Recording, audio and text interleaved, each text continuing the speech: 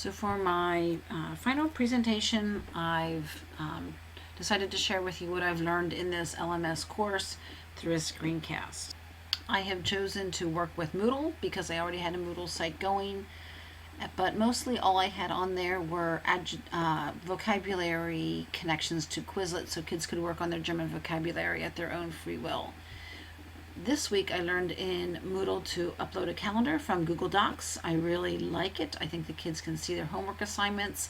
It will automatically update as I add things in Google Docs, so that's a really useful tool. I never had that done before. Scrolling down in the last chapter that I was teaching, besides these vocabulary exercises, I created a forum.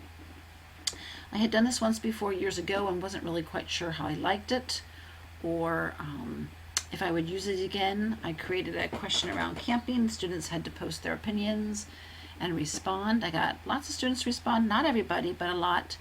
They were graded based on a discussion rubric that I created that described that they had to post themselves. It had to be of a certain quality. They had to interact a couple of times with others or with the instructors, and that was how they were graded. And then what I really liked was the summary of responses that I got based on this form that I created. It was recommended that from my colleagues in the class to create a form to survey students, which I had never done before.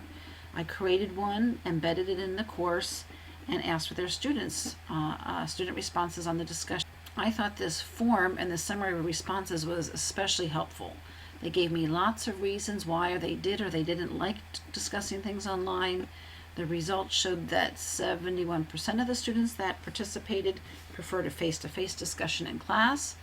I really wasn't surprised by that. The students said they found typing tedious, they didn't like stopping to include symbols, they didn't particularly proof their work, and they didn't like having their posts out there for everybody to read with all their mistakes in them. That doesn't mean that I wouldn't try this again. I think it takes some getting used to, and this was the first time my students had tried. Back to the Moodle. One Saturday, Josh taught me how to embed videos in my course. I had never done that before.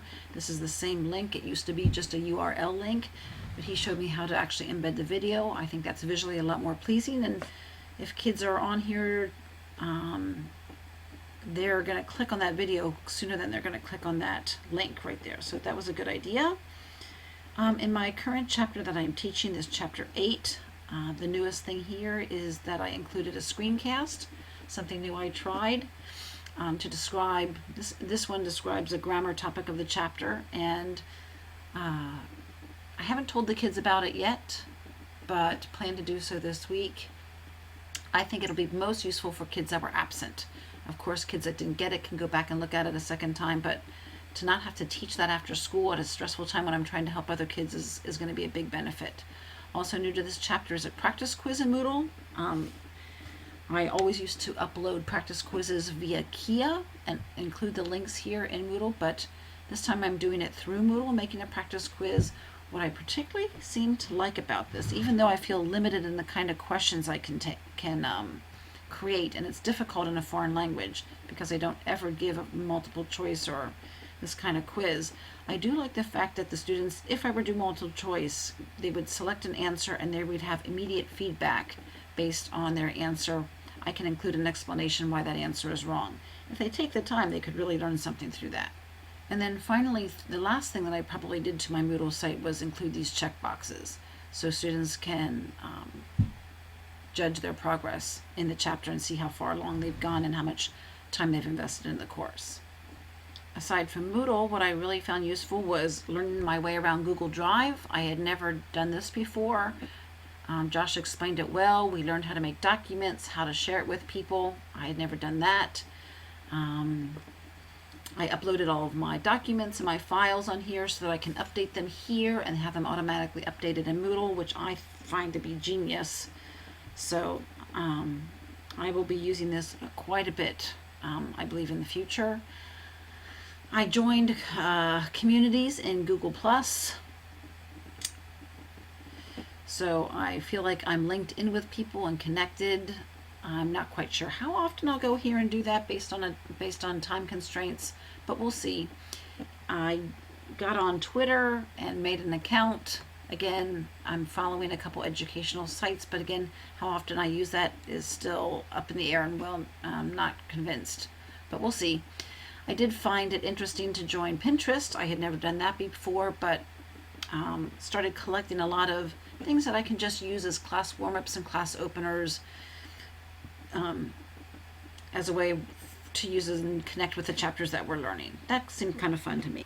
So in summary, I guess I have a couple final thoughts. I've learned a lot of several new useful tools in this LMS course, especially from Moodle, especially all of which can make a lot more information accessible to students. However, Übung macht den Meister, as they say in German. Practice makes perfect, and I see a lot of these tools taking a lot of my time to create, and something that I have to balance with, is it really worth my time, and how much are the students going to get out of it? I get a little overwhelmed trying to think about updating my course all at one time. It's something that I think will happen over the years. And when I think about doing it for multiple levels of courses that I teach, it is a little bit even more overwhelming, but perhaps I'll get faster at it. Practice makes perfect, as the Germans would say.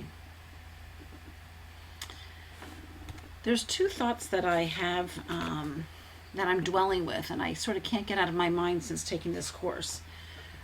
We learned some tricks of the trade in the classroom about using smartphones in the classroom. I can't, I've asked a lot of students in this last week about using phones in the classroom and how they feel about this. My personal feeling and the responses of a number of kids that I asked feel like it divides students into two groups in the classroom, the haves and the have-nots. And despite the fact that students may share their devices and all seems happy on the outside, I still in my heart feel like it creates a hierarchy of those that are superior to others based on what they own. And I think this does a poor job of building community among our students and in our classrooms. And I just don't feel like I'm comfortable with it yet. And that comes from just how I feel about it in the classroom, and also how the students have responded to my questioning them about it. So I've been sitting with those thoughts this week and not quite knowing what to do with them or how to respond with them, but maybe I'll figure it out in the future. And the other thing that I've been dwelling with is this thought about wisdom versus knowledge. I've learned a lot of new things in this course. I've learned a lot of new knowledge, and that's a good thing. But there's a real difference between wisdom and knowledge. T.S. Eliot posed the question, where's the wisdom we have lost in knowledge, and where's the knowledge we have lost in our information? I have been thinking over the last couple weeks about how to use technology in my classroom. Knowledge is really just the information that we have and feeling comfortable in a subject and being able to use it. And wisdom seems to be the ability to use common sense and how to apply that knowledge. When it comes to learning management systems, I guess I feel like it takes a careful discernment and wisdom to balance what really improves the education for students and what truly enhances student engagement. So this might be more difficult. Using this technology may or may not be a little bit more challenging in a foreign language class. It's going to be my job to discern where and when to use it, and really what improves it for my students in my class. And I think I'll be sitting with that thought for a really long time. But in summary, it's been a lot of learning for me. I feel less like a dummy when it comes to technology. And I feel a little bit more like I know what I'm doing, and that's a good thing. Learning is always a good thing. And so now the challenge is what to do with it. Thanks, Josh, for all your ideas and sharing of things.